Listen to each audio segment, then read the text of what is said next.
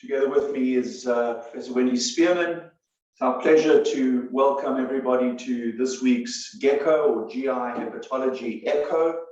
It is hosted by the Gastroenterology Association of Sub-Saharan Africa in conjunction with Project ECHO, which is based at the University of New Mexico in Albuquerque. Again, this week we have almost 15 countries represented. We have more than 85 people registered, and we thank you all for joining this week's sessions. As you know, the GECO sessions are held weekly every Wednesday afternoon.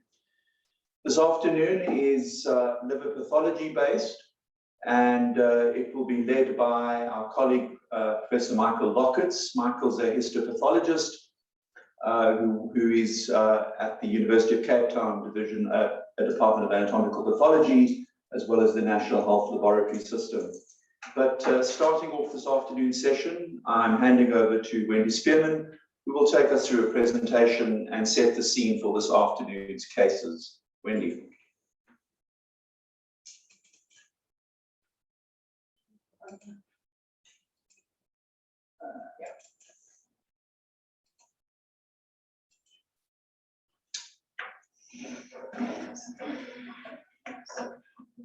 This afternoon, everyone. I'm going to give you an overview, quite a brief overview of drug-induced liver injuries, which will lead into the three cases that we're going to be presenting. So if we look at the incidence of drug-induced liver injury in the general population, it's really not well known, and there's extremely little data from sub-Saharan Africa. If we look at the published population-based studies, in France, it ranges from 14 cases per 100,000, in Iceland, 19, and in Korea, 12 cases of hospitalization per 100,000 inhabitants here. In the US, you see there's much lower, 2.7 cases per 100,000 adults, but these are patients who actually have severe disease and are attending specialized gastroenterology cases. So that accounts for that lower incidence.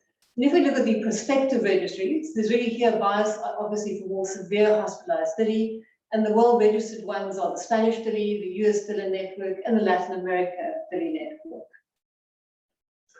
So if we look at what are the most common causative drug classes in these DILI populations, in Spain, USA, and Iceland, we see the anti-infectives being the major contribution for DILI, and in Latin America, NSAIDs, but followed by anti-infectives.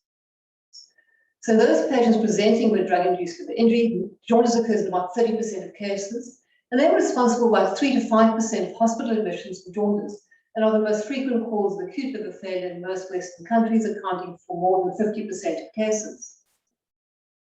So if we look at the DILI network from the US, we see the top four actually very commonly antimicrobials that we prescribe: amoxicillin, INH, nitrofurantoin, and Bactrim. So we need to be aware of these agents, which we prescribe very commonly, and patients may complain of symptoms which we should not ignore. But what's been of concern since the last sort of 14 years, between 2004 up to 2014, we see this increase in the contribution of herbal and dietary supplements from 7% to now 20%. Majority of them are actually due to bodybuilding agents, about 30%, and particularly anabolic steroids, and then weight loss agents up to 20%. Here, things that have been recognized are green tea and Garcinia. And then we have a whole host of other herbal dietary related supplements that need to be looked at and asked about if you have a patient presenting with a drug-induced or toxin-induced liver injury. So I think we need to remember they can have very heterogeneous phenotypes. And in most instances, we cannot do a liver biopsy, or it's not accessible, or it might not be possible due to ascites, due to prolonged INR. So we need to look at how do we qualify the liver injury. And for practical and scientific purposes, we look at the liver biochemistry. So an ALT that's greater than or equal to 5 times the upper limit of normal, an alkaline phosphatase greater than 2 times the upper limit of normal, or the ALT greater than 3 times the upper limit of normal, and the total bilirubin greater than 2 times. So this suggests there's a significant injury. And then we classify that pattern of injury according to the R ratio, which looks at the ALT and the alkaline phosphatase, and determines whether it's hepatocellular, which the R value is going to be greater or equal to 5, cholestatic less than or equal to 2, or mixed if it's between 2 and 5. So importantly to remember Hy's law. This is a sensitive and specific predictor of a drug's potential to cause severe liver injury. So Hy's law was a pathologist in the late 1960s, And he recognized that a combination of jaundice and drug-induced liver injury, particularly hepatocellular injury, was associated with a significant mortality between 10 and 50%. So the definition, which is now used by the FDA in drug development, looks at the ALT greater than 3 times the upper limit of normal, the total bilirubin greater than 2 times the upper limit of normal, without a significant rise in the alkaline phosphatase. The Spanish registry has looked at this in more detail, and they propose an adaptation of the high score, where they look at the ALT and the AST, whichever is the higher, and the alk-phos, and they look at that ratio greater than 5, and a total bilirubin greater than 2 times the upper limit of normal. So if you compare that to the well-known Hy's law, this adaptation, you can see the sensitivity is the same at 90%, but the specificity is better at 63 versus 44%. So this is something that we can look at to improve specificity in determining a cause for the likelihood of DILI. So what about the clinical presentations? They can be often asymptomatic, picked up incidentally as deranged liver enzymes. They have acute or chronic hepatitis. You may present with fulminant, with subfulminant liver failure, particularly subfulminant in the idiosyncratic cases, chronic cholestatic liver disease, and this concerning entity of vanishing bile duct syndrome. And I think it's just important to remember the timeline. So if your liver enzymes are deranged for more than 2 months in the setting of a drug-induced liver injury, we consider this a chronic hepatitis as opposed to viral hepatitis, where we're looking at that 6 months cutoff.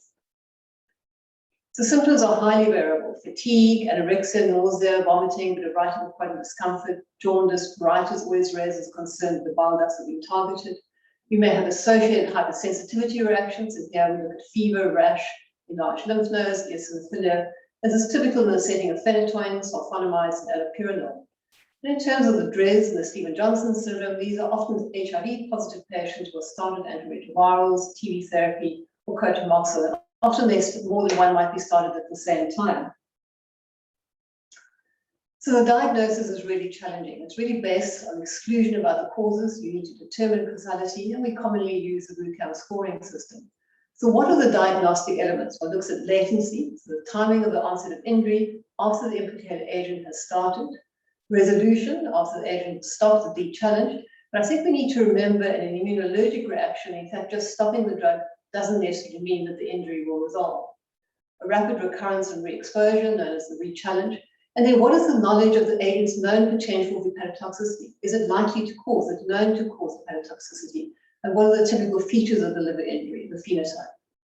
So the AST, ALT, alk-phos, total bilirubin, would stand and analyze to define the type of liver damage.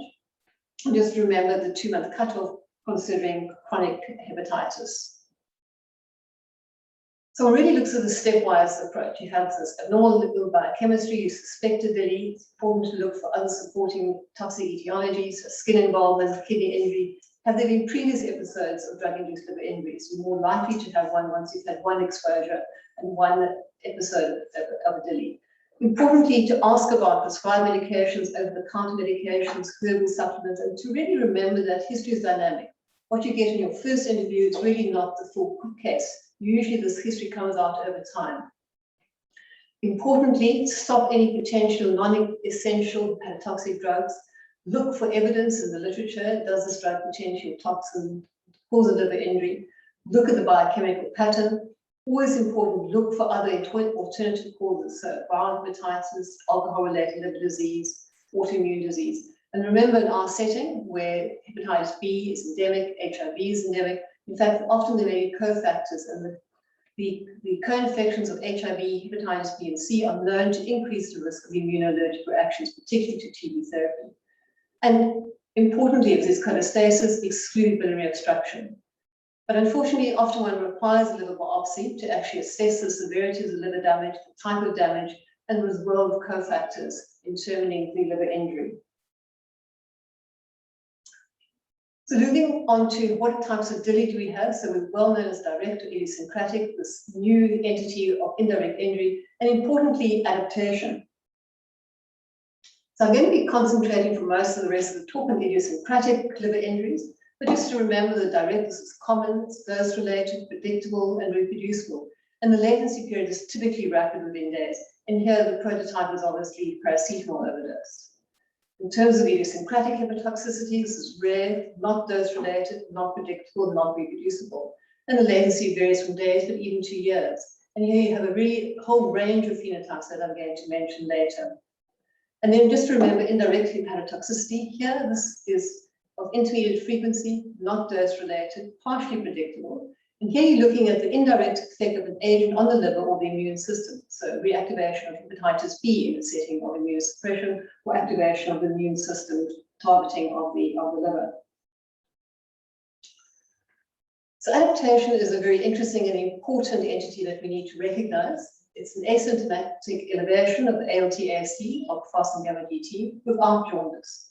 It resolves spontaneously, reflecting immune tolerance, and we very frequently see the initiation of antiretrovirals in TB therapy. The mechanisms are unknown, but they may result from changes in drug metabolizing enzyme activity, upregulation of hepatoprotective pathways, downregulation of hypersensitive reactions to the drug and its metabolites, or upregulation of PD-L1 and CTLA-4, which are known negative regulators of T cell activation and are important for induction of immune tolerance. So in terms of the mechanisms of idiosyncratic DILI, we're looking at the drugs producing neoantigen within the liver. And these drugs that cause idiosyncratic injury cause hepatocyte stress, not necessarily cell death, and really involve the same primary mechanism as an intrinsic DILI. So oxidative stress, mitochondrial dysfunction, altered bile acid homeostasis. And in susceptible individuals, these events really lead to the release of danger signals that result in activation of the innate immune system. With the activation of the macrophages and other antigen-presenting cells, which are required to stimulate T cells, this will now promote an adaptive immune attack. Once you have this adaptive immune attack, this can result in asymptomatic elevations in the liver biochemistry that typically resolve despite continued treatment, and this is known as immune tolerance or adaptation. But if this immune tolerance doesn't develop quite rapidly, progressive and symptomatic liver injury may result.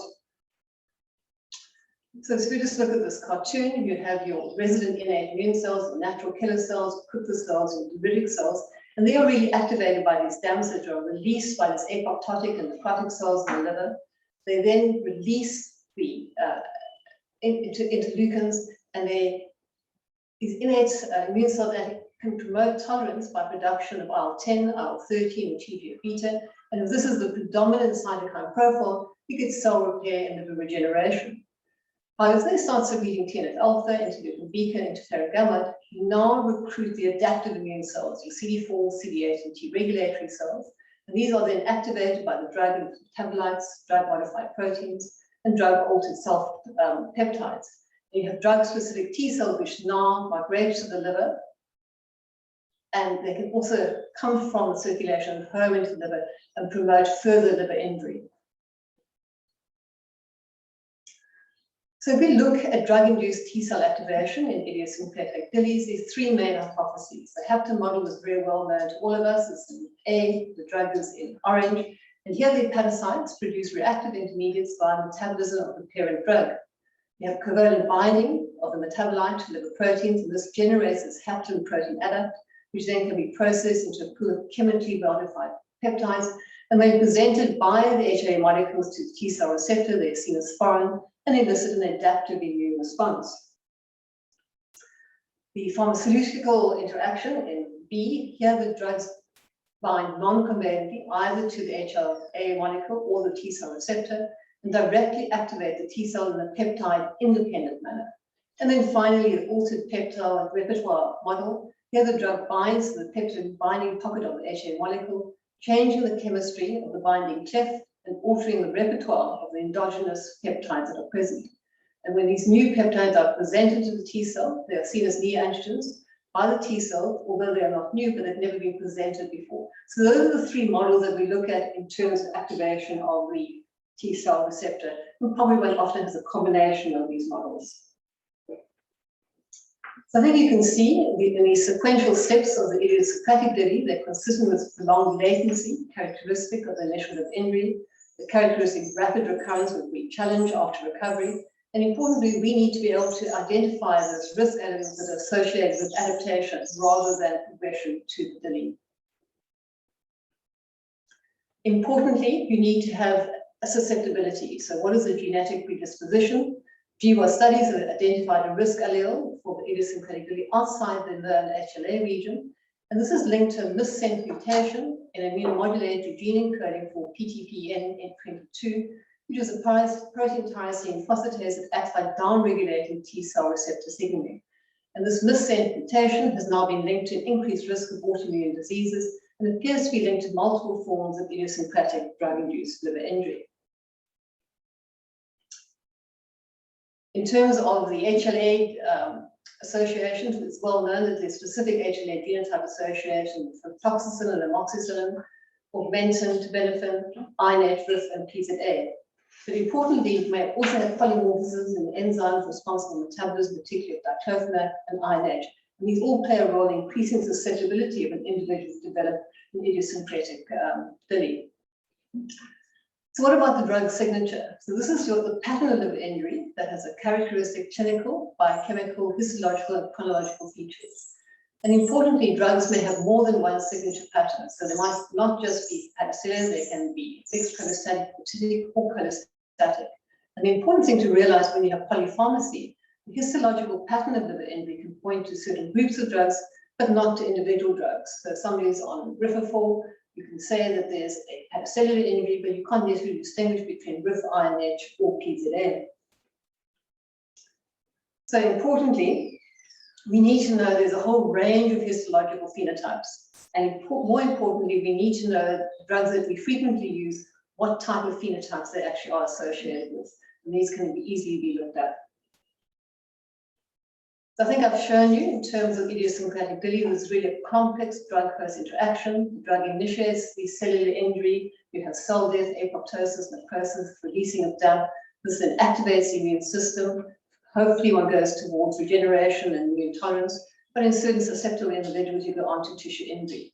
And we need to look at possible host factors, genetic variance, race, age, gender, other cofactors, and more importantly, the drug properties as well. So it's really a very interactive interaction between drugs and the host, which will determine whether you have an adaptation or drug injury.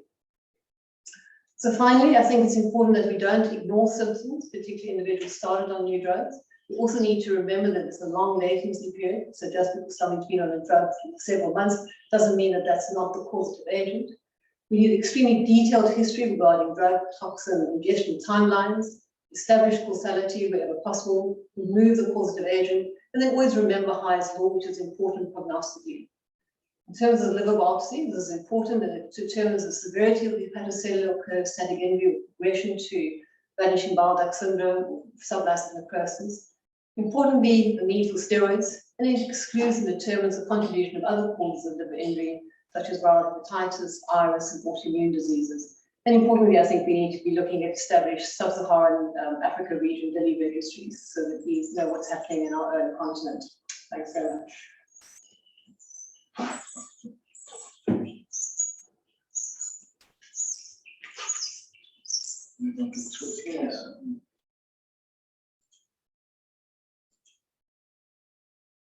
So the first case, I'm going to first present the first case, and then Mike's going to show histology.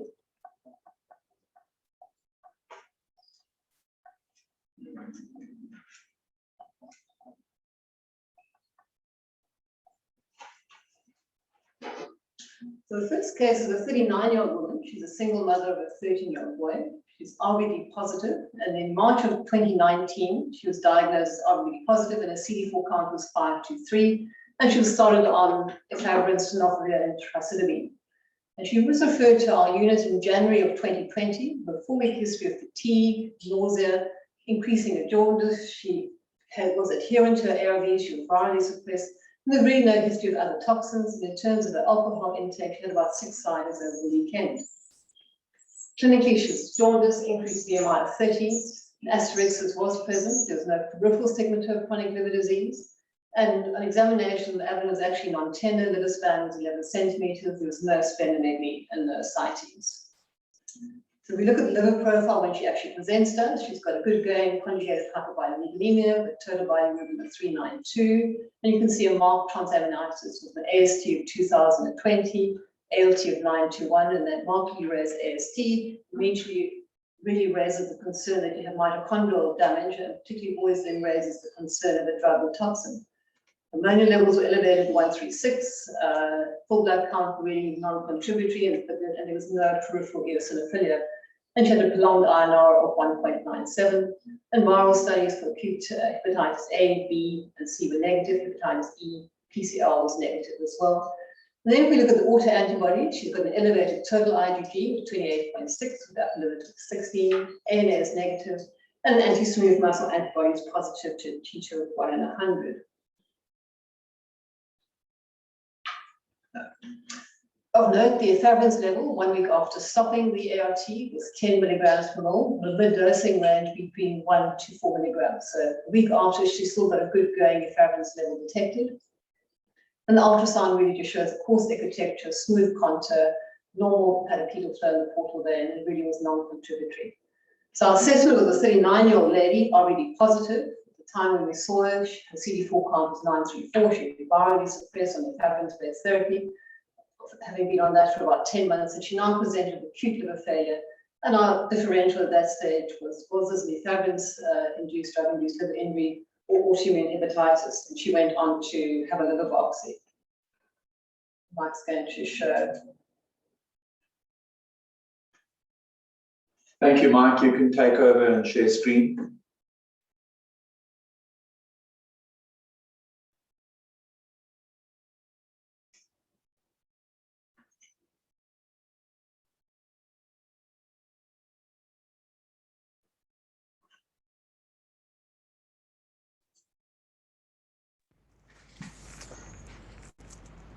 All right, can you see the histology and hear me? Yes, we can, Mike. Thank you. Okay, so just to show you on low power, that's the core biopsy that we received. It's about 15 millimeters long and 1 millimeter in diameter. And if we go a bit closer, starting on this end. So here we are in the liver parenchyma. And if we move across slightly to here, we see that we get to a portal tract. So we've got the bile duct over here, and next door to it, there's a little branch of the hepatic artery. And normally, when you get to about there, that's the interface between the portal tract and the lobular parenchyma. But in this case, there should be hepatocytes starting here, but there are no hepatocytes. So the hepatocytes have all been lost. And if you move across to here, we get to another portal area. So again, we've got a bile duct, little branch of the hepatic artery, branch of the portal vein. So you've got a portal tract there, a portal tract there, but there's just no hepatocytes in between them. And they're quite close together, these portal tracts. And then we move across in this direction and we get to another portal tract over here. Bile ducts, portal vein, but between this portal tract and that portal tract again, we've got no hepatocytes. So we've got whole lobules of hepatocytes which have been lost. So there's submassive necrosis. And then if we look a bit more closely at the cells which are occupying these zones of confluent necrosis, there are quite a few plasma cells. Those are the cells at the point of the arrow which have the nucleus to one end of the cell and then some purple cytoplasm. And they're also quite conspicuous eosinophils with the bright pink cytoplasm and the bilobed nuclei. You also see there's bile stasis, there's brown pigment, which you do not see in normal livers. And if we keep moving down the core, again, we've lost large zones of hepatocytes until we get to this area here where we now do have hepatocytes again. And if we look closely at those, they ballooned. the cytoplasm is expanded by these bubbles of water. So they're sick hepatocytes, and they also have pigment, brown pigment in their cytoplasm, which is probably bile pigment from cholestasis. Keep moving along the core. We still see we've got lots of ballooned sick hepatocytes in the parenchyma. See these big hepatocytes with lots of bile pigment in their cytoplasm. Another portal area there. More ballooned and cholestatic hepatocytes, and then we get to another area of submassive necrosis here, where there should be hepatocytes, but instead we have large zones of confluent necrosis, and we just have these little proliferating bile ductules, which are going to try to regenerate the hepatocytes which have been lost in these lobules. You see a little lumen in these little ductules. So they start out as ductules, and then they change into regenerating hepatocytes. Portal area here, the hepatocytes should start just next to it, but we've lost all of these hepatocytes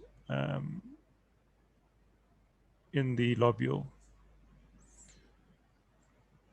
So that was the H&E stain showing submassive necrosis and some cholestasis. This stain, which I'm showing you now, is called a bile cereus red stain, and we use it for two main functions. The collagen comes up red, so it helps us to see the architecture, and the bile pigment comes up emerald green, so it helps us to work out if we see brown pigment that it is bile pigment rather than, for example, iron pigment, which is also brown, or normal aging lipofuscin pigment, which is also brown. So what we're seeing in this case here, at low power, it could easily be mistaken for cirrhosis. You can see the pale lime nodule of hepatocytes, and it's surrounded by this red collagen. But if one looks more carefully, just under the capsule of the liver here, you can see this dark red established thick normal collagen. So a little bit of normal fibrous tissue beneath the capsule. But if one looks at the quality of the red collagen in these areas here, it's slightly different. It's much thinner bands of collagen, and it's paler. And in between the bands of collagen, we have these proliferating ductules. So this is in fact not showing serotic fibrous septa, but rather reticular collapse in the zones of confluent necrosis in the areas of submassive necrosis. So we sometimes call that a pseudo serotic pattern. And we're seeing it again here, all the collapse of the reticular architecture in the areas of submassive necrosis with this thin, pale red reticulin and the proliferating bile ductules in between.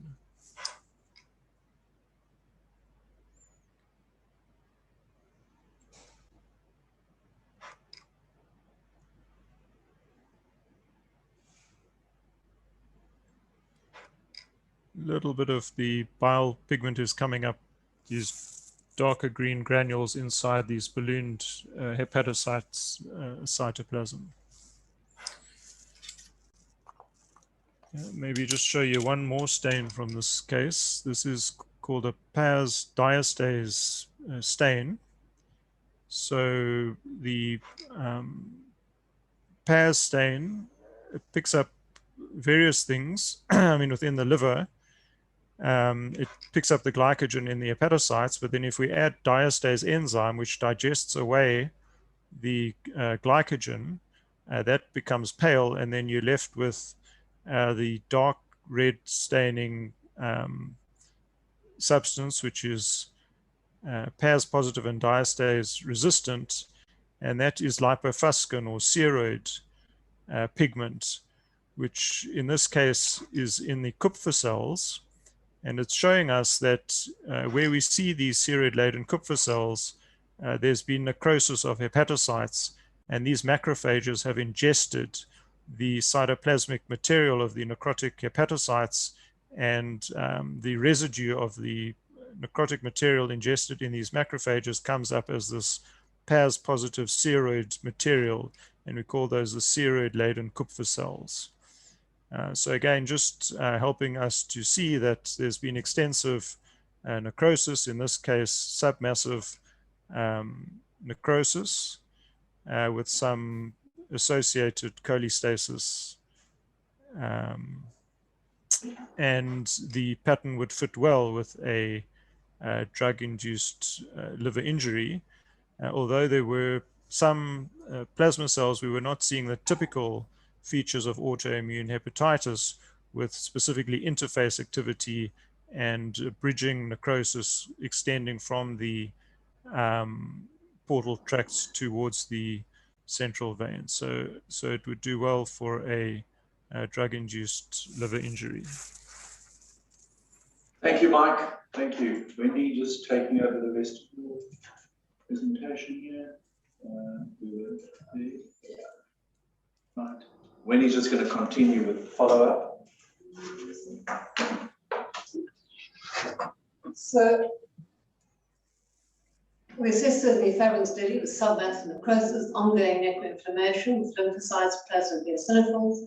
Our management was to start on prednisone. We initiated at 10 milligrams, rapidly scaled up to 20, ursotan 300 milligrams, BD, and we switched to dolutegravir-based regimen in March 2020.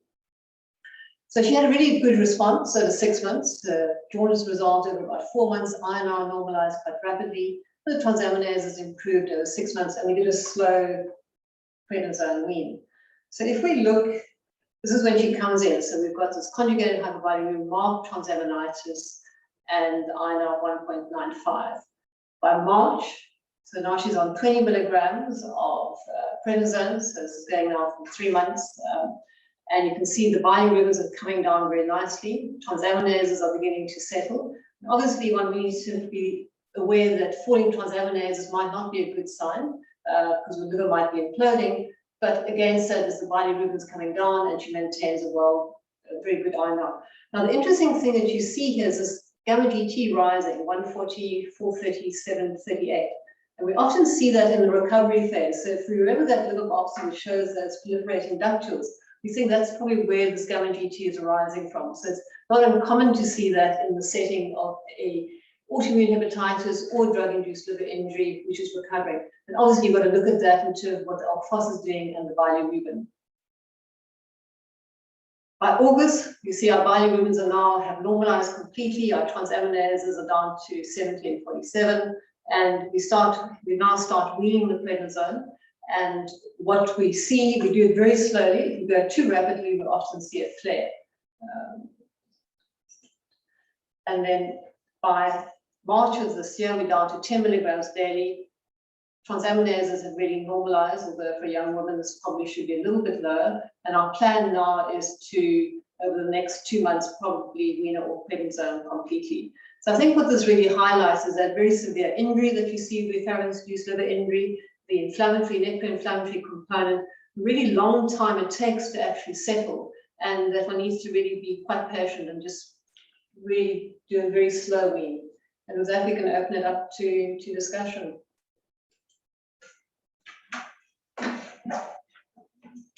So we're happy to take any questions at this point from anyone who wants points of clarity or comments.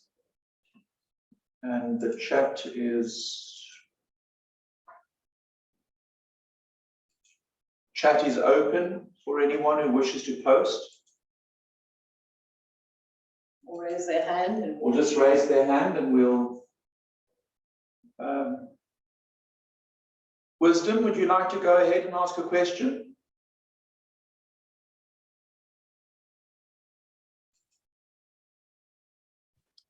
Thank you. Can you hear me? Yes, loudly.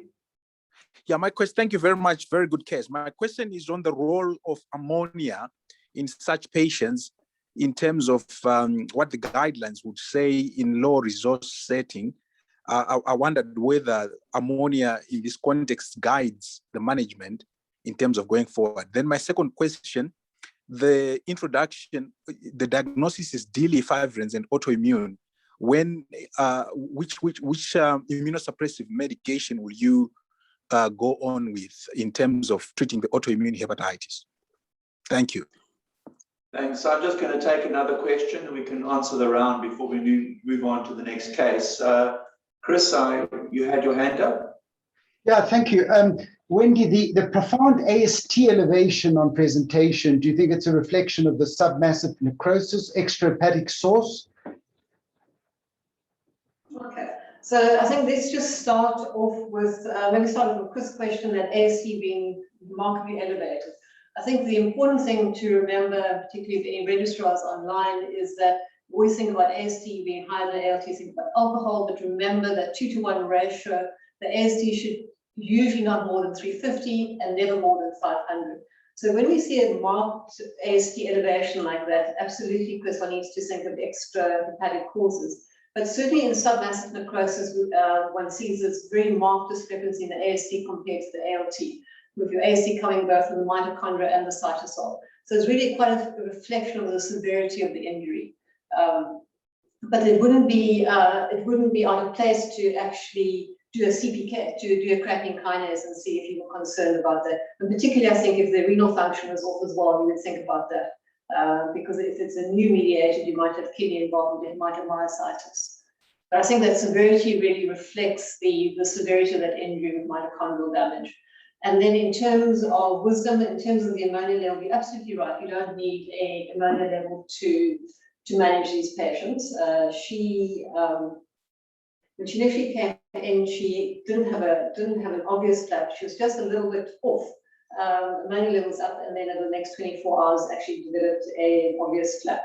But certainly it's not something that you need to do. This is a clinical decision in terms of whether you can be guided by your clinical assessment of the patient in terms of severity, with the bilirubin levels and the INR being probably more important. What was the other?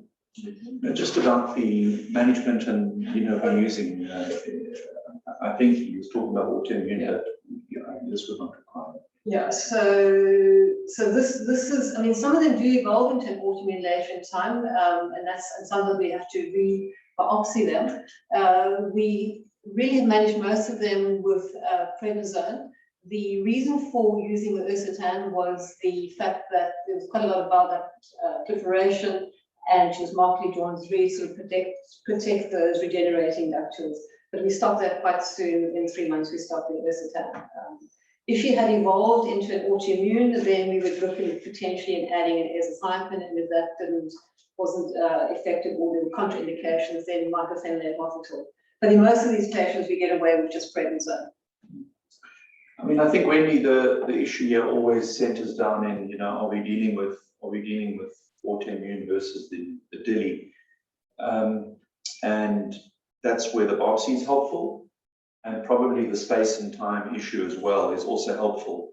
So I think most autoimmune hepatitis that presents with submassive necrosis is probably not going to get away with just, really at most 0.5 milligram per kilogram of steroid, and then tolerate weaning in such a short space of time.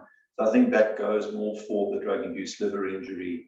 That's the one thing. The second thing is, I think when autoimmune hepatitis presents with submassive necrosis, patients are inevitably clinically a lot more ill. These patients, in our experience now, are remarkably well looking despite being jaundiced at the bedside. They can have a coagulopathy, marked enzymic activity, but clinically are just remarkably well. And I think that would be atypical for autoimmune as well. I'm going to move on to the next case so that we can try and push on within our allocated time. And this patient we'll just briefly go through. Apologies, let me just get out of that one quickly. This patient is Mr. NJ. He is a 37-year-old married man, a father of two. He's known to be negative for HIV, Hep C. He's actually really remarkably well, no comorbidities. He's a bit of a gym bunny, quite a gym freak. He gyms regularly, he's very healthy, clearly quite good muscle development, and he does confirm the use of supplements. He in fact denied any use of any smoking, alcohol, and he presents with sort of 1 week of progressive jaundice and quite obvious pruritus. And there was no history of any change in stool color or change in bowel habits. When he presented,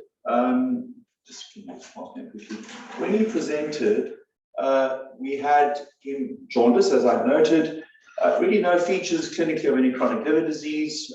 Liver span and most of the abdominal examination was quite unremarkable. There's no hysterexis, and ultrasound itself equally was unremarkable.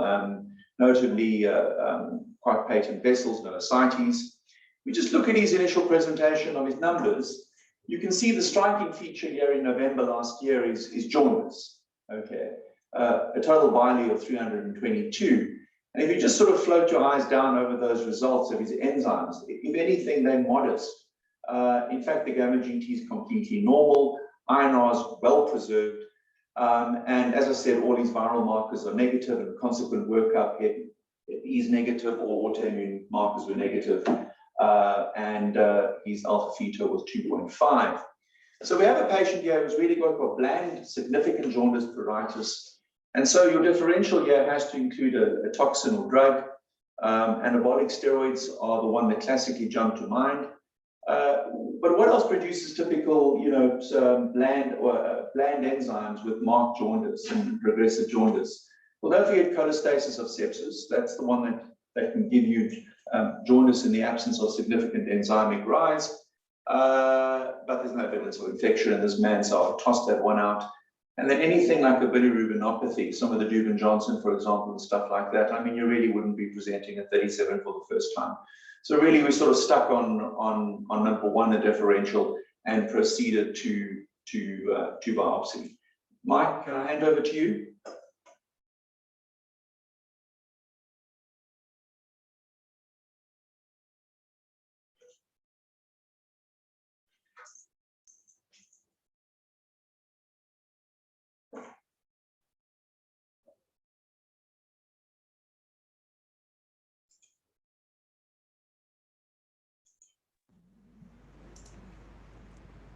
Okay, can you see the histology? We can. All right, so we have a core which is fragmented into two pieces, each piece about 5 millimeters long and 1 millimeter wide. We start with this fragment here. If we look at the lobular parenchyma, we have normal looking hepatocytes and trabeculae. Nice granular eosinophilic cytoplasm.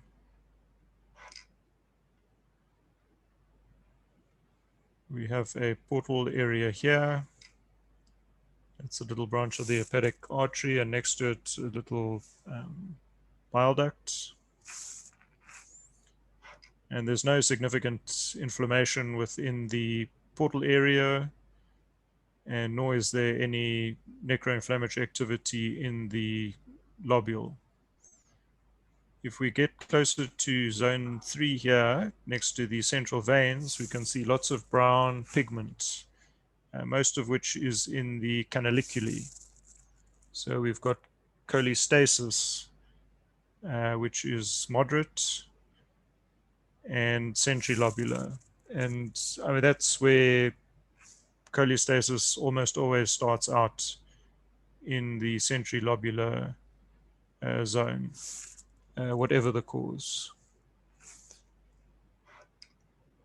And as we move out to another portal tract here, we can again see that there's very little inflammation. It's within normal limits for a portal tract. Another portal area there. And when we look at the liver biopsies, we count how many of the portal tracts have normal bile ducts. And the normal liver will have at least half of the portal tracts will have a normal bile duct. So as long as you have at least half of the portal tracts showing normal bile ducts, that's fine. If fewer than half of them have normal bile ducts, then you'll start thinking of a ductopenia or a paucity of the interlobular bile ducts. So again, another portal tract here with a normal bile duct. So in this case, more than half of the portal tracts do have normal native bile ducts. So there's no problem with the number of bile ducts.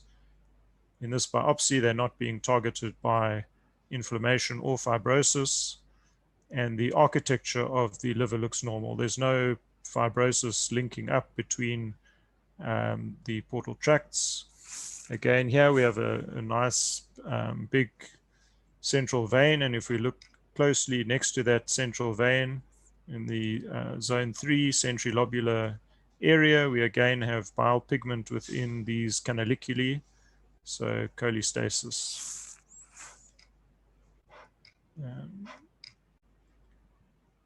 Another portal tract with a normal little bile duct. And again, we get towards zone 3 and we start to see the cholestatic brown pigment again in the canaliculi. It's in these little channels between the hepatocytes.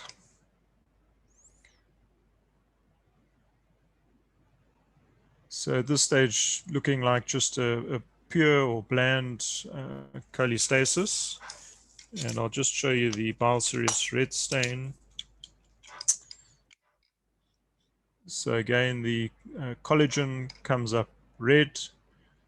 So that's just the normal fibrous tissue that you find in the stroma of a portal tract. But if we look in the lobular parenchyma, there's no fibrosis. So the architecture is normal. And if we look closely in zone 3, you can see the bile pigment coming up this emerald green color in the zone 3 canaliculi. So all we're seeing here is a pure or bland cholestasis, and I think that a drug or toxic cause would be high up on the differential for what has caused this bland cholestasis. Mike, thank you very much. So that is exactly what we felt and concurred that we had a patient who had a history compatible with probable drug or toxin-induced liver injury. He was commenced on some oral ursodeoxycholic acid and short-term just appropriate dosing of a bit of cholestyramine for his pruritus, which actually settled in the short term. He's had a slow, uncomplicated recovery, and he has then post-biopsy confirmed the use of anabolic steroids, which we felt then fitted the picture of a classic case of anabolic steroid-induced cholestasis. But just to show you that you know, the length of actual recovery that this takes, if you just look at his bilirubin, and I've just gone through a couple of the months, we look at this period from where he presents with a very, you know, with significant jaundice. It peaks up at 486 later in November, and through his follow-up, there's been a slow improvement. Enzymes themselves remain very bland, inconsequential, with well-preserved synthetic function. So this is a case of anabolic steroid-induced cholestasis. The thing patients need to understand is that they need to be counseled never to use it again. It's problematic. And of course, that is the core of the issue, because they want to continue their gym activities And the other issue then is of them to understand that this can take a very long time to recover. I think in the interest of time, I'm just going to head to the next case. We'll go through that and then we'll take questions at the end. The next case is a Miss NL, which is just interesting, I think, in our current climate. 43-year-old woman, she's a mother of two. She was diagnosed last year with HIV and she hadn't yet been commenced on antiretroviral therapy, had a CD4 count of just under 300.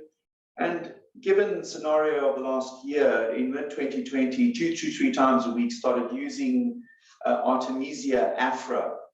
Now, the local Xhosa word for Artemisia afra is called mhlonyane, and it is a herbal remedy used extensively for a lot of complaints, but definitely has gained prominence as a herbal remedy for COVID prevention.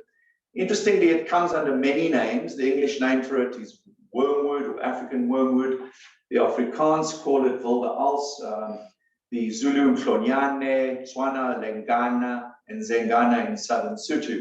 So it's something that really is very, very prominent in traditional medicine use.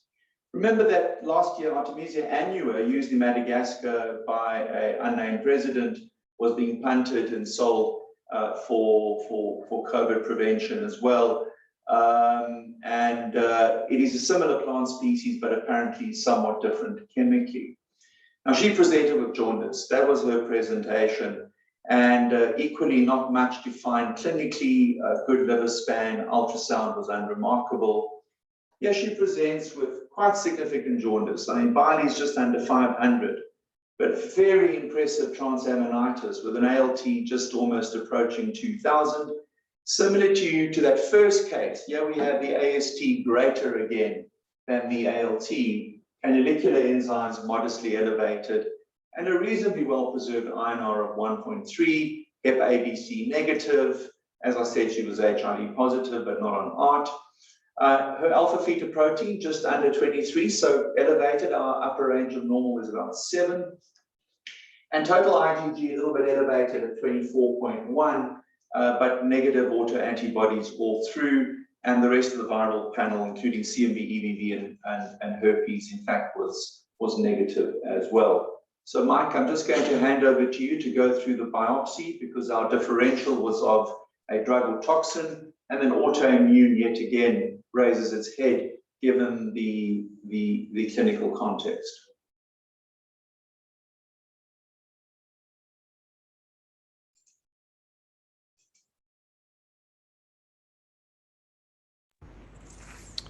All right, is the histology projecting? It is. So we've got one fairly long core and then one shorter core. We start at the shorter core. We're in the lobule here, and we can see we've got viable hepatocytes. But every now and then we see there's something that looks a little bit more smudgy without a visible nucleus in the middle. You can see these normal hepatocytes all have a central nucleus, but then we have these sort of homogeneous blobs with no central nucleus, and those are apoptotic hepatocytes. So in this area where we have lots of viable parenchyma, we still have these apoptotic hepatocytes, but when we get to the adjacent longer core, you can see this is a portal area here. That's a normal bile duct there. And then we come across here, that's a central vein. And then we keep going across, and that's another portal tract there. That's the bile duct. So this whole space here, this lobule, should be filled with hepatocytes, but there are no hepatocytes at all. So once again, we've got necrosis of the whole lobule with no hepatocytes. All we have is these empty sinusoids. And so once again, we have submassive necrosis. But if we look at the inflammatory cells which are present in these areas, we do have some plasma cells, but again, quite conspicuous are these eosinophils, which makes us think of a possible drug or toxin. And as we keep going down the core, we still have extensive loss of the lobular parenchyma. All we can see are these inflamed portal areas with complete collapse and confluent necrosis of all of the lobular parenchyma in between these portal tracts. So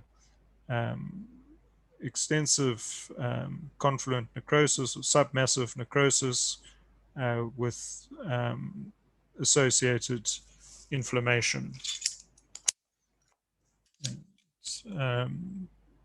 Just briefly again, the bile serous red stain. So you can see in the core with the intact hepatocytes, it all looks pale green. You just have a little bit of red connective tissue around a central vein, whereas in the longer core, you have the portal tracts very close to each other, and then all of this collapsed reticulin network where the lobular parenchyma should be, with some proliferating little ductules trying to regenerate within those areas of confluent necrosis and collapse.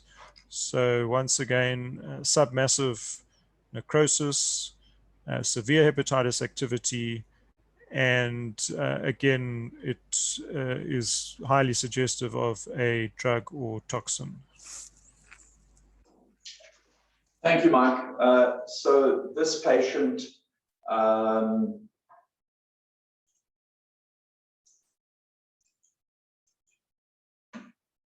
let's just move ahead. This patient was assessed then as a probable toxin-induced liver injury. The only causal relationship we had was for the use of the Untitled or Artemisia afra.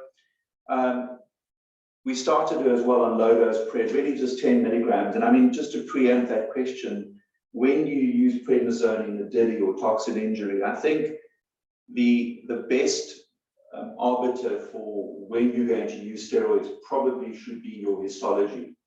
Because as you would have seen on the anabolic steroid injury, minimal enzymic activity and actually no inflammation, it's going to be pretty pointless using steroids in that situation because you're not damping anything down in particular. Although there is a case to be made, an argument that maybe in anabolic cholestasis, maybe steroids did play a role. That is a therapy that was used in the past, but certainly not to damp down inflammation.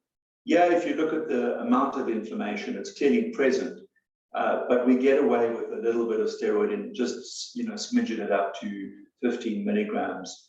As enzymes settled, we actually introduced her antiretroviral therapy, it was dolutegravir based, and you can see in follow-up, she recovers very nicely. You can follow the transaminases down from September, October last year, and really entering into this year, her enzymes are really approaching a normal phase, and a prednisone wean has already been initiated, and she'll continue follow-up. So what we've just shown here is an example of a toxin-induced liver injury. To note, interestingly, just as a final comment, remember her alpha-fetoprotein was elevated right up front, and now at follow-up, in fact, all the way back down to 3.7, probably representing that degree of regenerative activity that was already underway. And you do see this sometimes in patients with submassive necrosis or significant injury, that AFP transiently rises, never to terribly high levels, but in fact drops back down to normality. And at that point, then I'd like to thank Professor Lockitts in particular, and please ask in the chat or in the time allocated to us any questions just by raising your hand. I think the other thing you notice both in the efavirenz-induced liver injury and in the Artemisia is that we actually start quite low dose steroids, often starting at 10 milligrams, building up to 20 milligrams. So hardly ever use 0.5 or 1 milligram per kilo, particularly in the setting of quite severe jaundice, because your risk of gram-negative sepsis or fungal sepsis is very high. So often we build up rather than start at a high dose, and often don't need more than 20 milligrams daily. Dr. Mokele, we presented this case for you because we know you're sitting in the heart of Mhlonyane usage. And then just for wisdom, that the thing about the serum ammonia level, where it can help in somebody who presents with an efavirenz-induced liver injury and neurocognitively is just a bit off, or has an unusual sort of personality trait. In fact, that might just be very high efavirenz levels, and sometimes the ammonia level can actually help you say this is actually not encephalopathy due to non-liver hepatic encephalopathy. So that's where it can be useful. I don't see any further hands. I'm going to have one more round of hands or questions to be raised. Thank you, Chris, for the comment in the chat. Any hands to be raised? Hopefully we've answered all the questions. So I think in summary then, what we've tried to show is that drug-induced liver injuries or toxins really always need to be considered in any differential. It's important, as Wendy indicated, just to have some sort of a causality approach in your mind, which really is actually just common sense. It's common clinical sense. It's excluding the likely things, viruses, alcohol, radiologically excluding obstruction, anything else that may pop up, and then finding the smoking gun and finding histology that would be compatible with a drug or toxin-induced liver injury. And the use of steroids, as we've indicated, should ideally be based on histology because you want to use that to try and dampen down inflammation and aid recovery. Although the data for that is really very limited globally, and it really is case report and case series based. So thank you very much for attending today. Wisdom, you put your hand up there at the last minute. I was thinking you wanted to ask a question. Yes, I wanted to ask a question. In an environment where you cannot access liver biopsy to make decisions, in listening to your comment, would you suggest we go ahead with the prednisolone route in efavirenz or in the mhlonyane route in terms of treatment? Because why I'm asking, I thought the aspect of steroids and infection can come into play. What do you advise in resources where the population uptake for a liver biopsy is not very good? And I wondered how did they take this mhlonyane? Because up here in Limpopo, there is something called Zumbani, which could be similar. So I wanted to find out from you that question. Thank you. Yeah, okay. So I'm perhaps the last question. I'm going to ask Dr. Mokele to help me here because it is bought on the streets typically, and it can be made as a tea or a brew. But there are many other ways to use it. And of course, the thing with toxins that you're using, you often don't know what adulterants are in it as well, particularly when these traditional remedies or herbs are sold in markets. Wisdom, just to answer your first question, I said ideally, steroid use should be based on the histological pattern, but understandably, histology may not be possible because it's not available or because the patient's simply not biopsiable. They're sick, they're coagulopathic, they may have developed a bit of ascites or whatever. So you then have to look at what Wendy was referring to as this phenotype. And if you have done a proper causality assessment, and really you've excluded viruses in particular, and you think you are dealing with, say, efavirenz DILI, or this is a toxin, and you have a transaminitis predominant picture with jaundice, then I would argue the use of steroid is justified. But what we would recommend, and again, we're willing to concede there's not data for this, the data is limited globally. What we would recommend from a common clinical approach would be to start with low-dose steroids, observe response, and you can always edge up the doses slowly. You've seen in both the cases we presented, we never went higher than 20 milligrams. It was 10 to 20 milligrams of steroid. What you're trying to do is exactly what you're suggesting. You're trying to balance that risk of sepsis in somebody who's jaundiced, as well as trying to aid a bit of recovery and gain the benefit from steroid. So I would think that is a very reasonable approach to take. And then on that point, I'm going to hand over to Dr. Mokele to tell us more about mhlonyane. Sorry for putting you on the spot, Ned. Just unmute.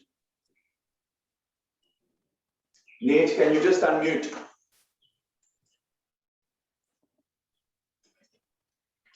I think he's not hearing us and he's talking. There we go. Just, can you unmute? Not. All right, but I think it can be used in a variety of ways. So thank you very much for the question. Thanks, Net. I tried to unmute you. It didn't help there. Thank you very much. Here we have an answer from Didi. Thank you, Didi. Lengana is most commonly taken as a brew or steep solution, hot or cold, taken a couple of times a day. So as I suggested, sort of a tea and a brew. So thank you, Didi. That's very useful. Thank you. Are there any other comments or questions before we sign off? I think we've passed the hour, so we want to thank you.